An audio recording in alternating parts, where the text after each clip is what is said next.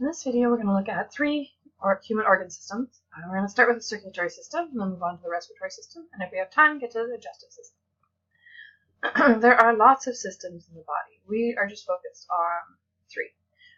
These systems are all in your textbook, and so you can take a look at all the different systems that exist.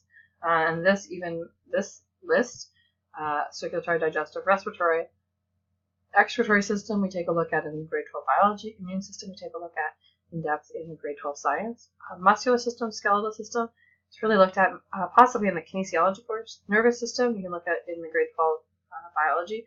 Integumentary system, reproductive and endocrine system are all other systems that we don't really take a full look at. Endocrine system, a little bit in grade 12 biology as well, and reproductive as well. So take a look at this slide and take a look at it in your textbook to look at all the different systems that exist. And this is not even a full accounting of every system, but this is the major systems of the body. Okay, so the circulatory system. The circulatory system picks up and transports nutrients and oxygen to all the cells in the body. It carries waste to the organs responsible for eliminating them from the body. So the circulatory system is also involved in the immune system and in protecting your body from pathogens. Again, we won't look at that in depth this course, grade 11 or grade 12 biology, but we do look at it in health science. There are three main parts to the circulatory system: the heart, the blood vessels, and the blood. So the circulatory system, as we look right here, let me fix that a little bit. There we go. Circulatory system, as we look at it, is throughout the entire body, and it is found in every single part of the body has parts of the circulatory system. So you can see in this image, these are the major arteries and veins. And so there are major arteries traveling to all parts of the body, and then major veins coming back from that. Okay, the heart. If we look at the human heart, we see a couple things. This is the pathway that blood travels, and there's also the parts of the heart. So the first thing when you look at the heart, you'll notice that the left and right seem backwards. The reason for that is because whenever we look at a heart, we are actually describing the heart as it appears in a person. So if you were to take the picture of the heart that is in front of you in your notes and flip it around, you would see that the picture of the heart, when you hold it up to you, it becomes correct. The left side, right side are right. And so that is because the left side and right side are referring to the person's left and right side, not to your left and right side of the paper. So the right atrium and right ventricle, we'll start there, and then they'll talk about the left atrium and left ventricle. So the right atrium gets its blood from the superior vena cava and the inferior vena cava. So these are the two largest veins in the body, and blood returns from the body to the heart through these two veins. So the right atrium then is what collects that blood, and then it pumps that blood through the valve to the right ventricle. And the right ventricle takes the blood that it collected from the right atrium and pumps it through another valve to the pulmonary arteries. So they're pumping it to the lungs. Pulmonary is just a word that means lungs. So the pulmonary artery is traveling, there's a left pulmonary artery and a right pulmonary artery traveling to the left and right lung. And then the blood returns from the lungs, it returns in veins. So these veins are carrying oxygenated blood, heavy, bright red blood that contains oxygen from the lungs, and they travel to the heart. So they come into the left atrium, and then the blood in the left atrium travels through a valve, and then from there it travels to the left ventricle. From the left ventricle, it then travels through another valve, and then it goes to the aorta. The aorta is the largest artery in the heart, and it's the largest artery in the human body. And the aorta, blood travels out to all the smaller arteries and then arterioles, and then eventually into the capillary systems of all of the parts of your body. And then after the blood has traveled to the capillaries, it gets collected in small venules, and then venules bring it to larger veins, and then back to the superior and inferior vena cava. So that's the pathway that blood travels through the heart. Okay, so the heart is an organ composed mainly of cardiac muscle tissue that acts as a dual pump. So it's a dual pump because there's a left side and a right side. So the left side pumps blood to the body, and the right side pumps blood to the lungs. It has four chambers. So the atria, plural, is atria. Singular is atrium. So there's a left and right atrium, and they are both together the atria. They accept blood from the body into the heart and pump blood into the So the ventricles, also left and right. The left ventricle receives blood from the left atrium and pumps blood into the body. The right ventricle receives blood from the right atrium and pumps blood into the lungs. All right, so here's another picture of the heart. This actually shows some of the names of the valves. So between each of the chambers are valves. Valves allow blood to flow in only one direction. And the lub-dub sound that you hear with the stethoscope is actually made by the successive closing of valves. So first, the atrioventricular valves on the left and right side close, and then after the blood is pushed through, then the semilunar valves on the left and right side close. So the semilunar valves are between the left and right ventricle and either the pulmonary arteries or the aorta.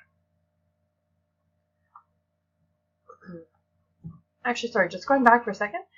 So this image also shows the heart as sort of the exterior of the heart, and this is actually showing the coronary arteries. So these are the arteries that leave the heart, but then actually surround the heart muscle tissue and provide it with its own blood flow.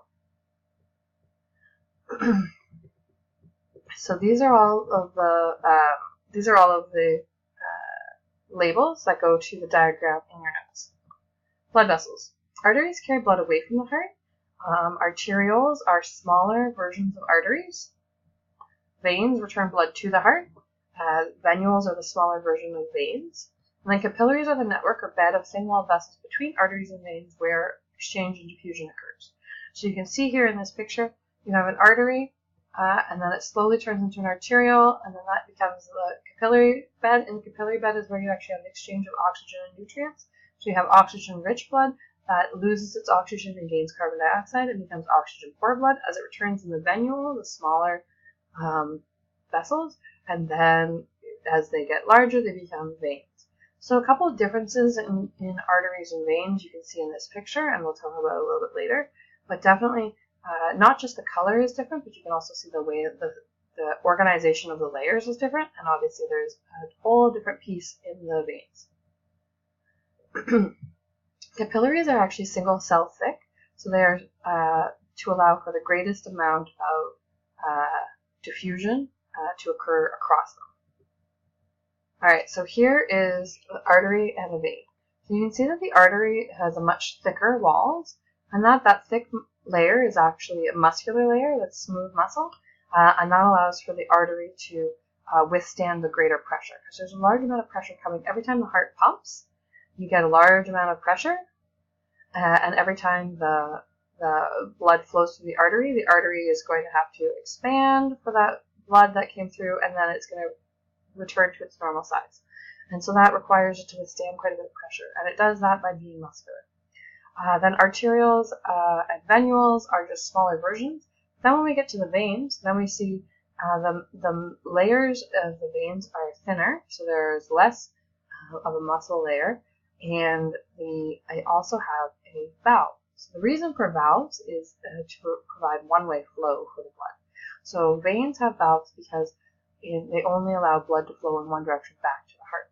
And as you can imagine, getting blood to flow from the very tips of your toes back up to your heart, it has to work against gravity, so it's working pretty hard. In order to get that blood to flow more efficiently, there are valves in certain locations. So each valve is providing a stop. So blood flows past the valve, it cannot go back. It only allows it to flow in one way. Okay, and so here's just an idea of a venule and an arteriole providing to the veins and the arteries, and then you can see the capillaries coming in the middle. Okay, so arteries mostly carry oxygenated blood. There is one exception.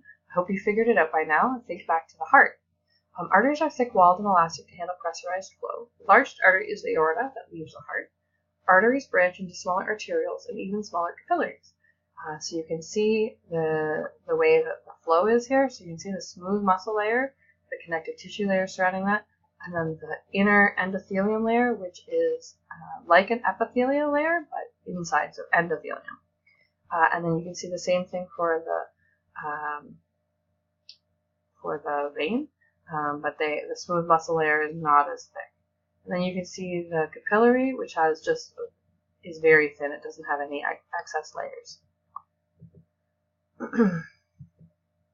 So So veins. After leaving the capillaries, the blood is deoxygenated. Blood is carried back through the heart through small venules which turn into larger veins. Veins are thinner walled because blood pressure is lower, and they have valves to help return blood to the heart. Blood returns to the heart through major veins, the superior vena cava and inferior vena cava. Another thing to notice in this diagram is the location of veins. Veins are located within the skeletal muscle of the body, so they are located more to the surface of the body than arteries. Arteries are found deeper in the body, but the purpose of having veins within the skeletal muscle is that when the skeletal muscle contracts, that's going to allow for the vein to be contracted as well, and that is going to send more blood back up to the heart. Okay, so there's a look at what the veins look like. Okay, the components of blood. Blood transports materials around the body. The average person has about 5 liters of blood around, which 55% is plasma, a straw-colored liquid that contains dissolved minerals and nutrients. Then 40 to 50% of the blood volume is red blood cells, which we short form to RBC, or erythrocytes is the more scientific name. Then about 1% of your blood volume is white blood cells, or leukocytes. The remainder of blood is composed of platelets, which are also called thrombocytes. So these are the components of blood, so you can see them here. Red blood cells carry oxygen in a protein called hemoglobin. Hemoglobin is what causes red blood cells to appear red. It contains iron, and iron has a reddish tinge. Red blood cells lack nuclei, so they cannot reproduce. They are fully differentiated, but they are made in bone marrow. The reason they don't have nuclei is because it allows for them to pick up more oxygen. White blood cells fight infection, and there are many types of white blood cells, all of which are larger and more distinct looking than red blood cells. Platelets are cell fragments without nuclei that work with blood clotting chemicals at the site of wounds. Some problems with the circulatory system. The most common causes of heart disease are hypertension, high blood pressure, and arteriosclerosis.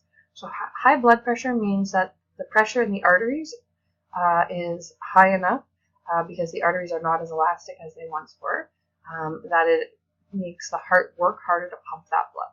So high blood pressure can cause heart problems and can lead to heart failure. High blood pressure is also associated with diabetes and obesity. Arteriosclerosis is the thickening of the walls of the arteries. So the thickening of the walls of the arteries can also lead to high blood pressure. This can cause the formation of a blood clot. So what can happen is that you have plaque forming on the arteries of the wall. The plaque creates a thickening of the wall of the artery, and that leads to a thinning of the amount of space that blood can travel through. So you actually get a blockage. So in this case here, if there's a blockage in the artery, and particularly you look at the arteries that actually feed the heart, the carotid arteries, not carotid, the coronary arteries. The coronary arteries, if they are blocked, then the heart muscle itself can't get enough blood.